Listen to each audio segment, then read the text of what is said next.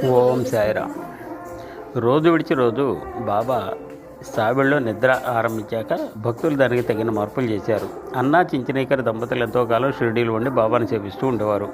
అతనికి 50 సంవత్సరాలు దాటినా సంతానం కలగలేదు. ఒకనాడు శ్యామ, బాబా, నువ్వు ఎందరికో కోరికలు తీరుస్తున్నావు, కానీ మీరు ఇంతగా సేవిస్తున్న ఒక్క బిడ్డను కూడా ప్రసాదించవేమి అన్నాడు.